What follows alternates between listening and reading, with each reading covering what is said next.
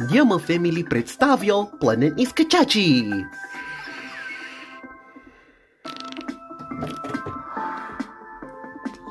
Какъв е прекрасен хубав ден в тази планета! Упс!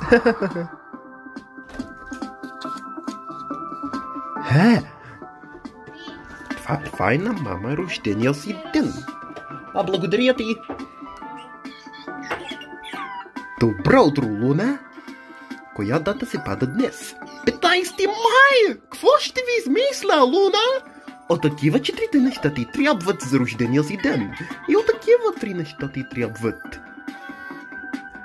Затова изчистете в момента, че си рожден ден. На първото нещо трябва да го събираме от такава топка. А как може да събираме играчката също?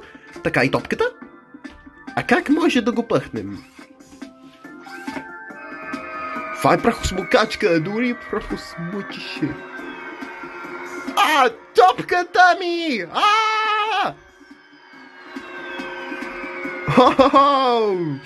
Дори Луна е тъжна. Няма проблем. Използвайте си Fresh Air вместо това. И ето така. Духни!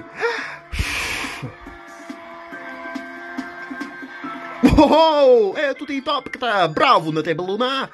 Къде отиваш, Луна, Лу? Какво става с едно цвете? Ако ви полива, дори ще стане ли? Нищо не се получава! Какво да направя? Трябва да ви засади. Трябват ни с една супер енергия. Вау! И направо раста перфектно. Луна, Лу, къде отиваш? Да правим една секретният ингредиент за тортата. Трябват ни в глазура. Сложим една чайна лъжица мляко. Брашно.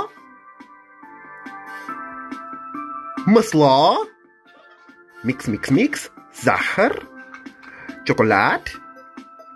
И направо директно в печката.